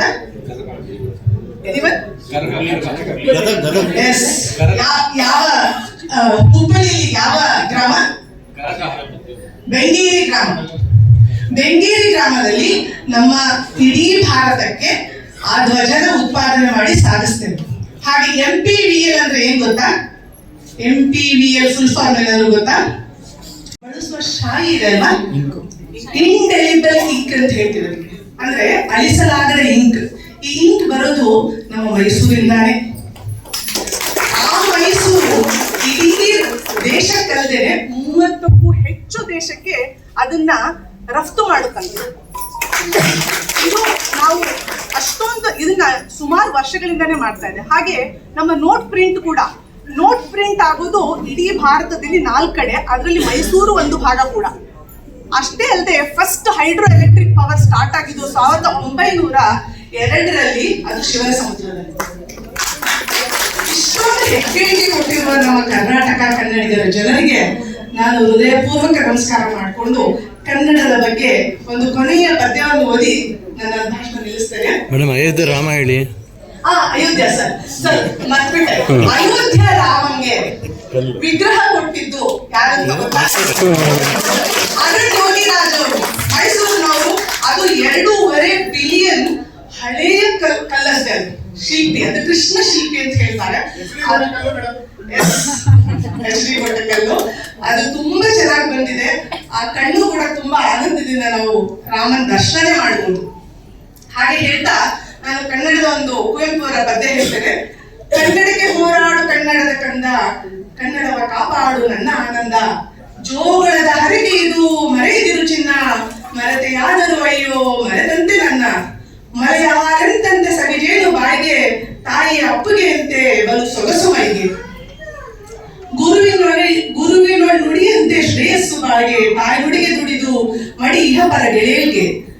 ದಮ್ಮಯ್ಯ ಕಂದಯ್ಯ ಬೇಡುವೆನು ನಿನ್ನ, ಕನ್ನಡಮ್ಮನ ಹರಕೆ ಮರೆಯದಿರು ಚಿನ್ನ. ಮರೆತೆಯಾದರೂ ಅಯ್ಯೋ ಮರೆತಂತೆ ನನ್ನ, ಹೋರಾಡು ಕನ್ನಡಕ್ಕೆ ಕನ್ನಡದ ಕಲಿಯಾಗಿ ನನ್ನ. ಜೈ ಕರ್ನಾಟಕ, ಜೈ ಆರಂಕುಶ ವೆಟ್ಟಡಂ ನೆನವದನ್ನ ಮನಂ ಬನವಾಸಿ ದೇಶಮಂ. ಕನ್ನಡವೇ ನಮ್ಮ ಹಸಿರು. ಹಾರ್ದಿಕ ಶುಭಾಶಯಗಳು. ನಮ್ಮ ಮುಖ್ಯ ಅತಿಥಿಗಳು ಡಾಕ್ಟರ್ ಮುಕುಂದರಾಜ್ ಅವರು ಎಷ್ಟು ಗಣ್ಯ ವ್ಯಕ್ತಿಗಳು ಅಂತ ತಿಳ್ಕೊಂಡ್ವಿ. ಡಾಕ್ಟರ್ ಶ್ರುತಿ ಅವರು ತಿಳಿಸ್ಕೊಟ್ರು. ಎಷ್ಟು ಚೆನ್ನಾಗಿ ಮಾತಾಡಿದ್ರು ಅಂತ ಕೂಡ ಕೇಳಿಸ್ಕೊಂಡ್ವಿ. ಅವ್ರ ಮಾತಿನಲ್ಲಿ ವ್ಯಕ್ತ ಆಗ್ತಾ ಇತ್ತು ಅವರ ಜ್ಞಾನ ಭಂಡಾರ ಎಷ್ಟಿತ್ತು ಅಂತ ಹೇಳಿ. ಸಾಹಿತ್ಯ ಬಗ್ಗೆ ಇರ್ಬೋದು, ಕರ್ನಾಟಕದ ಇತಿಹಾಸದ ಬಗ್ಗೆ ಇರ್ಬೋದು, ಅಥವಾ ಕನ್ನಡ ಭಾಷೆಯ ಬಗ್ಗೆ ಇರ್ಬೋದು, ಅವರ ಜ್ಞಾನ ಭಂಡಾರ ಅಷ್ಟೊಂದಿತ್ತು. ಸ್ವಲ್ಪ ಕೇಳೋಣ ಅವ್ರ ಬಗ್ಗೆ ಅಂತ ಅನಿಸ್ತಾ ಇತ್ತು. ಕಾರಣವಶದಿಂದ ಬೇಗ ಹೊರಡಬೇಕಾಯ್ತು.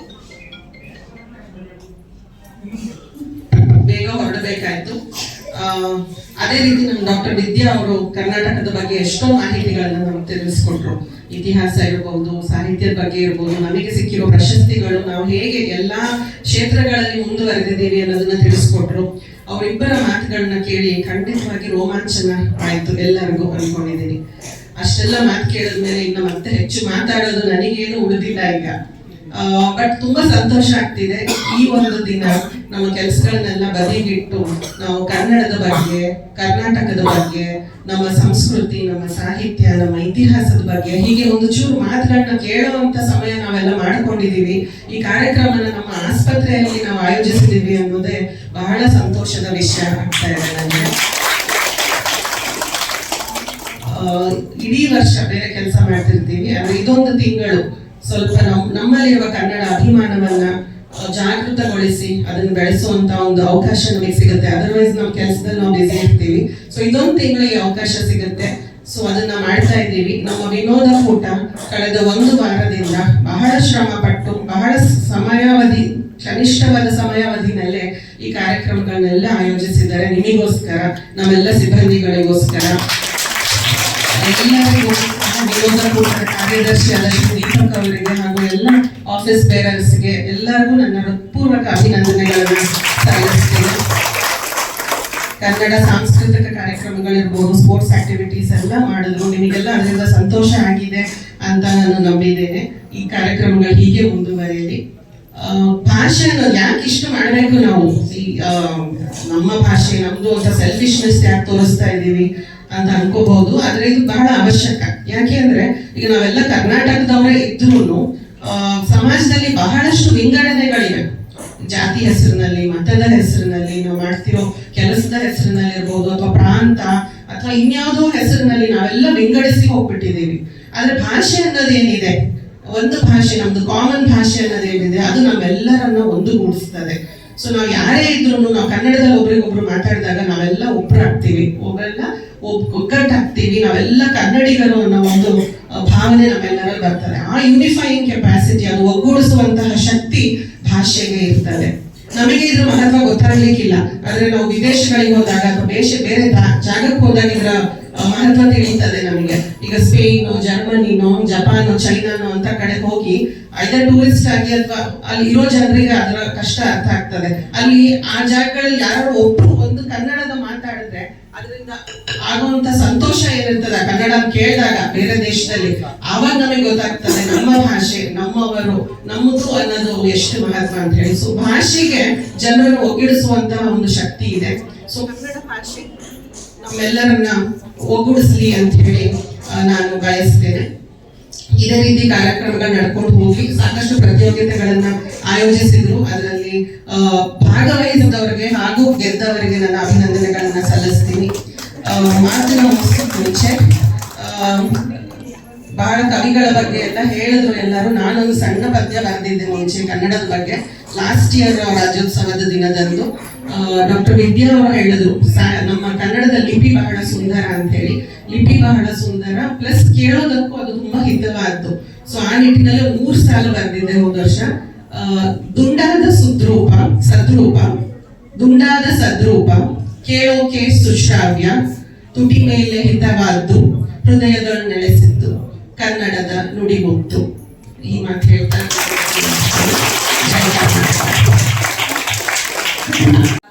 ವಿಜೇತರಾದಂತವರಿಗೆ ಈಗ ಬಹುಮಾನ ವಿತರಣೆ ಕಾರ್ಯಕ್ರಮ. ಮೊದಲನೇದಾಗಿ ಚೆಸ್. ಇದರಲ್ಲಿ ಪ್ರಥಮ ಬಹುಮಾನ ಡಾಕ್ಟರ್ ರವಿಕುಮಾರ್.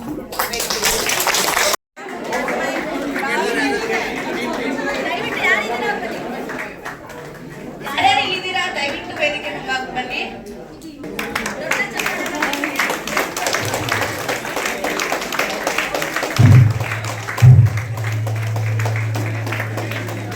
ಶಶಿಕುಮಾರ್ ಸಿಂಗ್, ಕೃಷ್ಣಪ್ಪ ಲಂಬಾಣಿ, ನಾಗೇಂದ್ರ, ಮಲ್ಲೇಶ್, ರಮೇಶ್, ಬಾಬು ಪಾಲುಪಾಲ್, ಅಗ್ನೇಲ್, ಸುರಜಿತ್, ಅಗುರಜ್. ಚಪ್ಪಾಳೆ.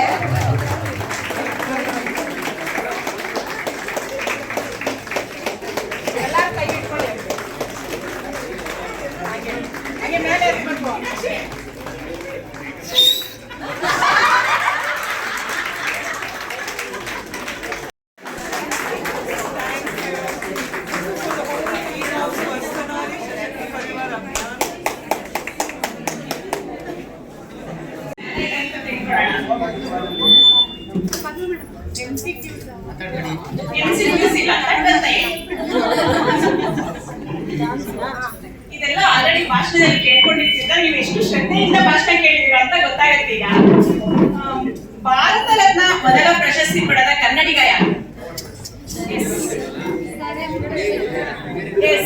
ಸರ್ ವಿಶ್ವೇಶ್ವರಯ್ಯ ಕಟ್ಟಿರೋದು.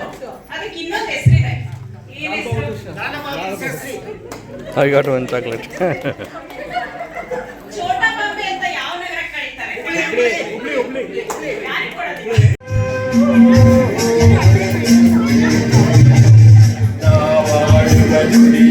ಕನ್ನಡ ನುಡಿ ಚಿನ್ನದ ನುಡಿ ಸಿರಿಗನ್ನಡ ನುಡಿ ನಾವಿರುವ ತಾಣವೇ ಗಂಧದ ಗುಡಿ ಅಂದದ ಗುಡಿ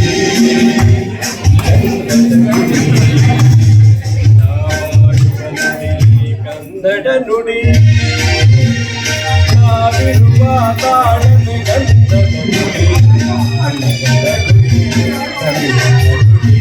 ಸಂಗೀತ